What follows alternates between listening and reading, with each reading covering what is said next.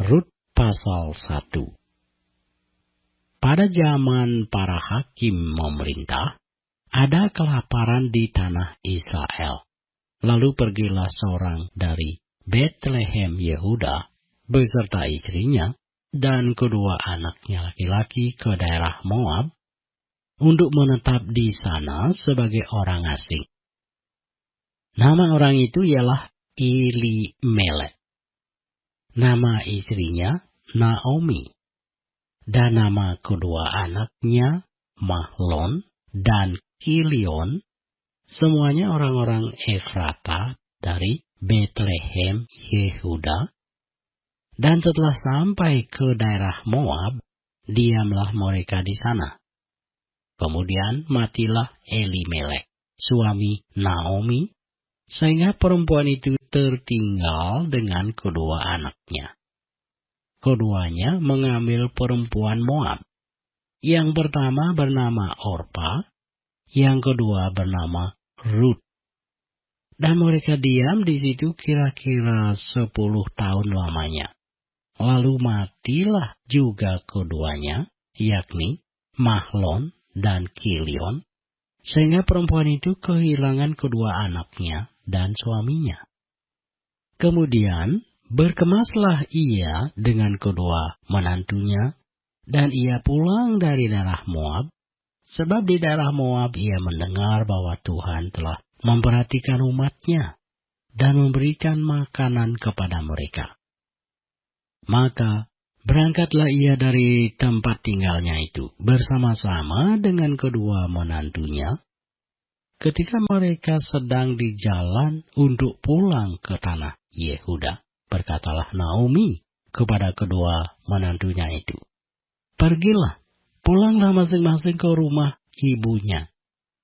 Tuhan kiranya menunjukkan kasih-Nya kepadamu, seperti yang kamu tunjukkan kepada orang-orang yang telah mati itu dan kepadaku. Kiranya atas karunia Tuhan, kamu mendapat tempat perlindungan masing-masing di rumah suaminya." Lalu diciumnyalah mereka. Tetapi mereka menangis dengan suara keras dan berkata kepadanya, "Tidak, kami ikut dengan engkau pulang kepada bangsamu." Tetapi Naomi berkata, "Pulanglah, anak-anakku. Mengapakah kamu turut dengan aku? Bukankah tidak akan ada lagi anak laki-laki yang kulahirkan untuk dijadikan suamimu nanti? Pulanglah, anak-anakku. Pergilah, sebab sudah terlalu tua aku untuk bersuami. Seandainya pikirku ada harapan bagiku, dan sekalipun malam ini aku bersuami, bahkan sekalipun aku masih melahirkan anak laki-laki, masakan kamu menanti sampai mereka dewasa? Masakan karena itu kamu harus menahan diri dan tidak bersuami? Janganlah kiranya demikian, anak-anakku. Bukankah jauh lebih pahit yang aku alami daripada kamu, sebab tangan Tuhan teracung terhadap aku?" Menangis pula mereka dengan suara keras. Lalu Orpa mencium mertuanya itu minta diri, tetapi Rut tetap berpaut padanya. Berkatalah Naomi, "Telah pulang iparmu kepada bangsanya dan kepada para allahnya. Pulanglah mengikuti iparmu itu." Tetapi kata Rut, "Janganlah desak aku meninggalkan engkau dan pulang dengan tidak mengikuti engkau. Sebab kemana engkau pergi, ke situ jugalah aku pergi. Dan di mana engkau bermalam, di situ jugalah aku bermalam. Bangsamulah bangsaku, dan Allahmulah Allahku. Di mana engkau mati, aku pun mati di sana. Dan di sanalah aku dikuburkan. Beginilah kiranya Tuhan menghukum aku. Bahkan lebih lagi daripada itu, jikalau sesuatu apapun memisahkan aku dari engkau, selain daripada maut." Ketika Naomi melihat bahwa Rut berkeras untuk ikut bersama-sama dengan dia. Berhentilah ia berkata-kata kepadanya. Dan berjalanlah keduanya sampai mereka tiba di Betlehem. Ketika mereka masuk ke Betlehem, gemparlah seluruh kota itu karena mereka. Dan perempuan-perempuan berkata, Naomi kah itu? Tetapi ia berkata kepada mereka, Janganlah sebutkan aku Naomi, sebutkanlah aku Mara, sebab Yang Maha Kuasa telah melakukan banyak yang pahit kepadaku. Dengan tangan yang penuh aku pergi, tetapi dengan tangan yang kosong Tuhan memulangkan aku. Mengapakah kamu menyebutkan aku Naomi? Karena Tuhan telah naik saksi menentang aku, dan Yang Maha Kuasa telah mendatangkan malapetaka kepadaku. Demikianlah Naomi pulang bersama-sama dengan Rut, perempuan Moab itu, menantunya, yang turut pulang dari daerah Moab, dan sampailah mereka ke Betlehem pada permulaan musim menuai jelai. Rut pasal 2. Naomi itu mempunyai seorang sanak dari pihak suaminya, seorang yang kaya raya dari kaum Elimelek, namanya Boas. Maka Rut, perempuan Moab itu berkata kepada Naomi, Biarkanlah aku pergi ke ladang memungut bulir-bulir jelai di belakang orang yang murah hati kepadaku. Dan sahut Naomi kepadanya, Pergilah anakku. Pergilah ia, lalu sampai di ladang dan memungut jelai di belakang penyabit-penyabit. Kebetulan ia berada di tanah milik Boas, yang berasal dari kaum Elimelek. Lalu datanglah Boas dari Betlehem. Ia berkata kepada penyabit-penyabit itu, Tuhan kiranya menyertai kamu. Jawab mereka kepadanya, Tuhan kiranya memberkati Tuan. Lalu kata Boas kepada bujangnya yang mengawasi penyabit-penyabit itu, Dari manakah perempuan ini? Bujang yang mengawasi penyabit-penyabit itu menjawab, Dia adalah seorang perempuan Moab. Dia pulang bersama-sama dengan Naomi dari daerah Moab. Tadi ia berkata, Izinkanlah kiranya aku memungut dan mengumpulkan jelai dari antara berkas-berkas jelai ini di belakang penyabit-penyabit. Begitulah ia datang dan terus sibuk dari pagi sampai sekarang, dan seketika pun ia tidak berhenti. Sesudah itu, berkatalah Boas kepada Rut, Dengarlah dahulu anakku, tidak usah engkau pergi memungut jelai ke ladang lain, dan tidak usah juga engkau pergi dari sini. Tetapi tetaplah dekat pengerja-pengerjaku perempuan. Lihat saja ke ladang yang sedang disabit orang itu. Ikutilah perempuan-perempuan itu dari belakang. Sebab aku telah memesankan kepada pengerja-pengerja lelaki, jangan mengganggu engkau. Jika engkau haus, pergilah ke tempayan-tempayan, dan minumlah air yang dicedok oleh pengerja-pengerja itu. Lalu sujudlah Rut menyembah dengan mukanya sampai ke tanah, dan berkata kepadanya, Mengapakah aku mendapat belas kasihan daripadamu, sehingga Tuhan memperhatikan aku, padahal aku ini seorang asing? Boas menjawab, Telah dikabarkan orang kepadaku dengan lengkap segala sesuatu yang engkau lakukan kepada mertuamu sesudah suamimu mati. Dan bagaimana engkau meninggalkan ibu bapamu dan tanah kelahiranmu, serta pergi kepada suatu bangsa yang dahulu tidak engkau kenal.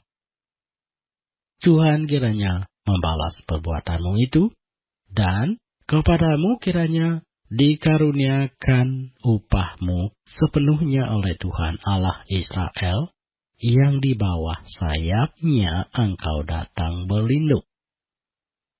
Kemudian berkatalah Rut, memang aku mendapat belas kasihan daripadamu, ya Tuanku, sebab Tuhan telah menghiburkan aku dan telah menenangkan hati hamba-Mu ini.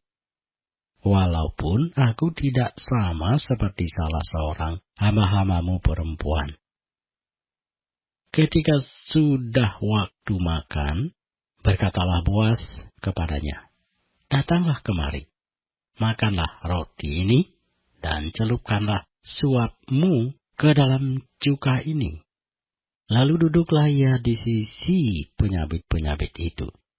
Dan Boas mengunjukkan bertih gandum kepadanya. Makanlah Rut sampai kenyang. Bahkan ada sisanya.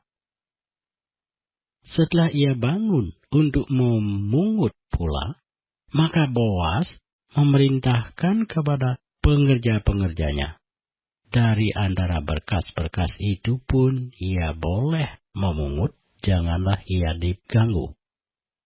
Bahkan haruslah kamu dengan sengaja menarik sedikit-sedikit dari onggokan jelai itu untuk dia, dan meninggalkannya supaya dipungutnya.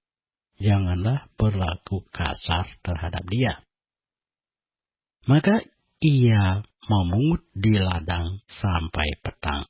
Lalu ia mengirik yang dipungutnya itu, dan ada kira-kira seeva jelai banyaknya. Diangkatnya lah itu, lalu masuklah ia ke kota.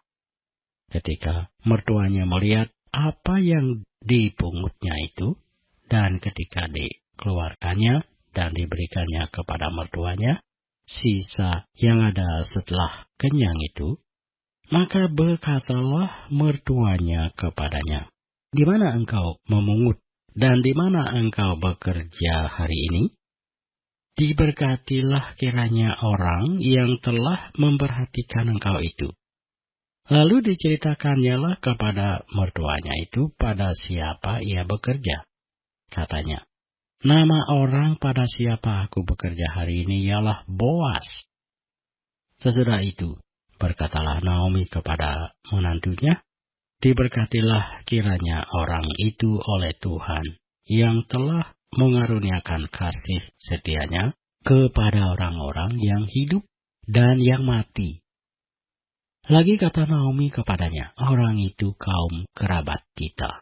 Dialah salah seorang yang wajib menebus kita. Lalu kata Rut, perempuan Moab itu, lagi pula ia berkata kepadaku, tetaplah dekat pekerja-pekerjaku sampai mereka menyelesaikan seluruh penyabitan ladangku. Lalu berkatalah Naomi kepada Rut, menantunya itu, ya anakku, sebaiknya engkau keluar bersama-sama dengan pengerja-pengerjanya perempuan, supaya engkau jangan disusahi orang di ladang lain. Demikianlah Rut tetap dekat pada pengerja-pengerja perempuan Boas untuk memungut sampai musim menuai jelai dan musim menuai gandum telah berakhir. Dan selama itu ia tinggal pada mertuanya. Rut pasal 3. Lalu Naomi mertuanya itu berkata kepadanya, anakku, apakah tidak ada baiknya jika aku mencari tempat perlindungan bagimu supaya engkau berbahagia? Maka sekarang bukankah Boas yang pengerja-pengerjanya perempuan telah kau temani itu adalah sanak kita? Dia pada malam ini menampi jelai di tempat pengirikan. Maka mandilah dan beruraplah, pakailah pakaian bagusmu, dan pergilah ke tempat pengirikan itu. Tetapi janganlah engkau ketahuan kepada orang itu sebelum ia selesai makan dan minum. Jika ia membaringkan diri tidur, haruslah engkau perhatikan baik-baik tempat ia berbaring. Kemudian, datanglah dekat, singkapkanlah selimut dari kakinya dan berbaringlah di sana. Maka ia akan memberitahukan kepadamu apa yang harus kau lakukan. Lalu kata Rut kepadanya, segala yang engkau katakan itu akan kulakukan. Sesudah itu, pergilah ia ke tempat pengirikan dan dilakukannya tepat seperti yang diperintahkan mertuanya kepadanya. Setelah Boas habis makan dan minum, dan hatinya gembira, datanglah ia untuk membaringkan diri tidur pada ujung timbunan jala itu.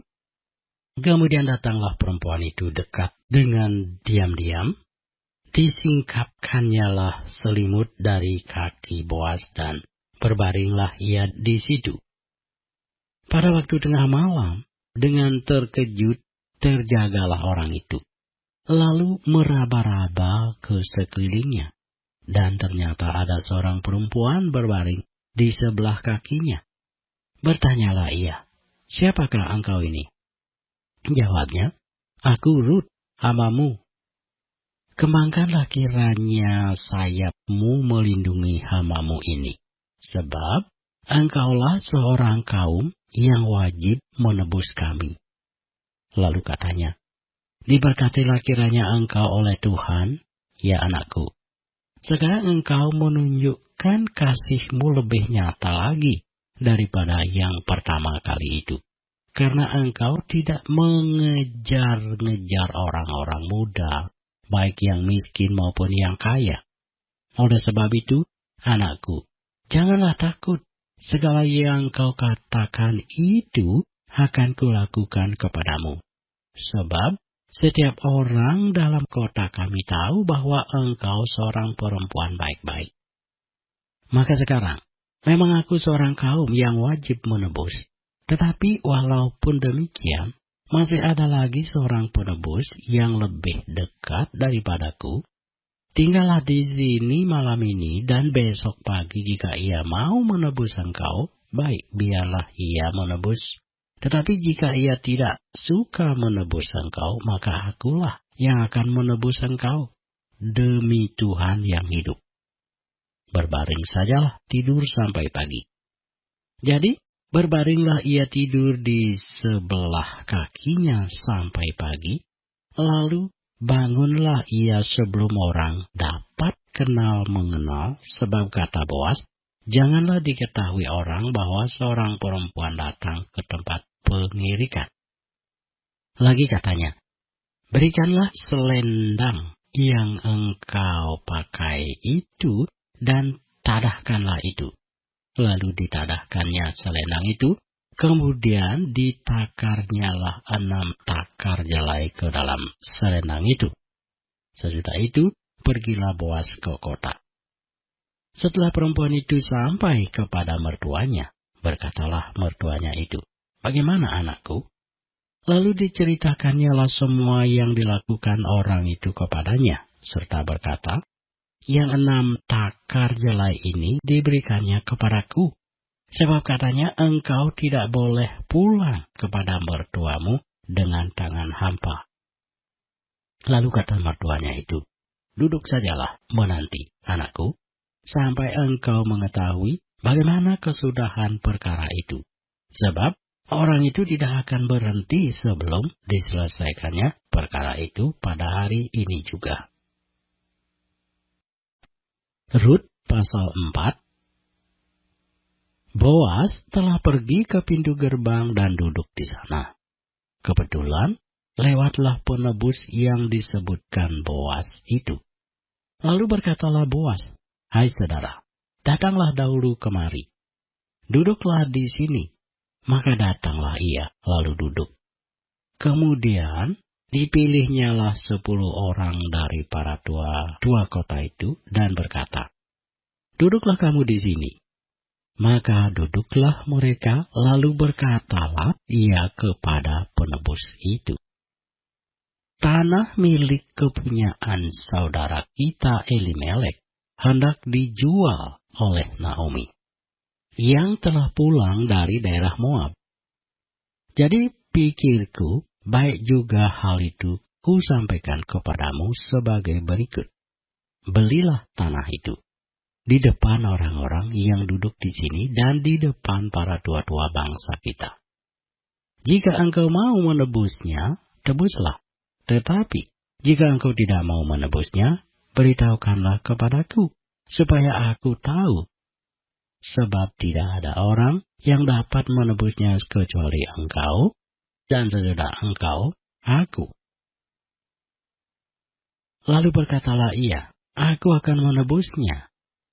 Tetapi kata Boas, pada waktu engkau membeli tanah itu dari tangan Naomi, engkau memperoleh Rut juga perempuan Moab, istri orang yang telah mati itu, untuk menegakkan nama orang itu di atas milik pusakanya. Lalu berkatalah penebus itu, jika demikian aku ini tidak dapat menebusnya, sebab aku akan merusakkan milik pusakaku sendiri.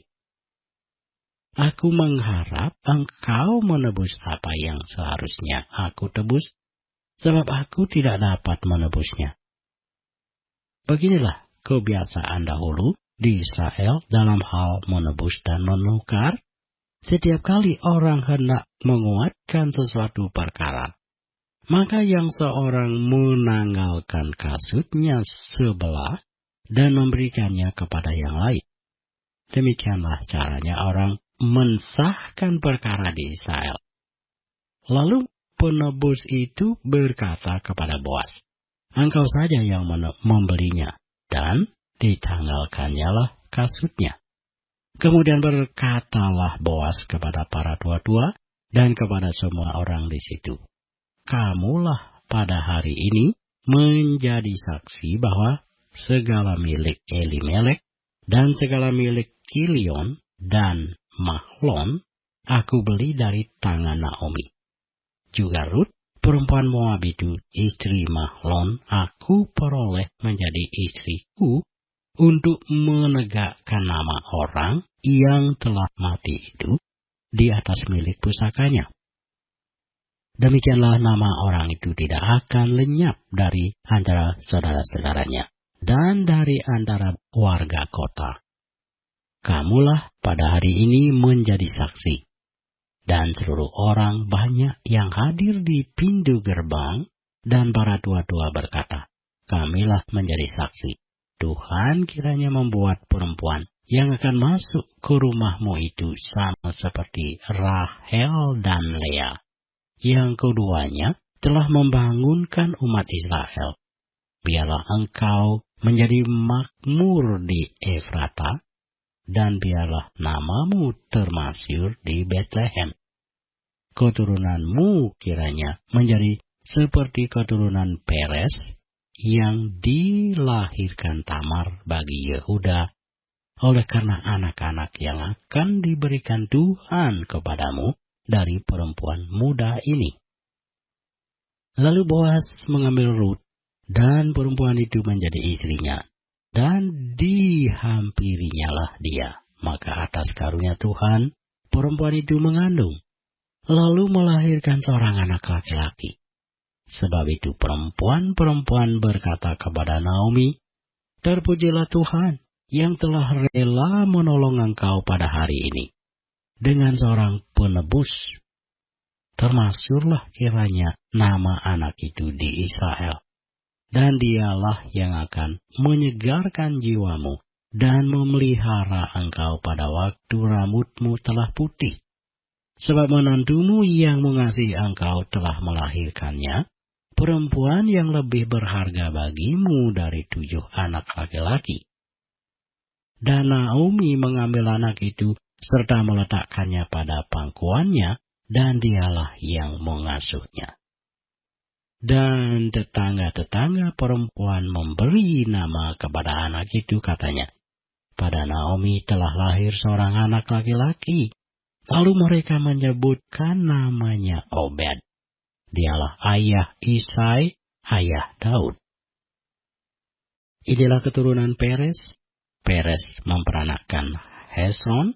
Hesron memperanakkan Ram, Ram memperanakkan Aminadab, Aminadab memperanakkan Nahason, Nahason memperanakkan Salmon, Salmon memperanakkan Boas, Boas memperanakkan Obed, Obed memperanakkan Isai, dan Isai memperanakkan Daud.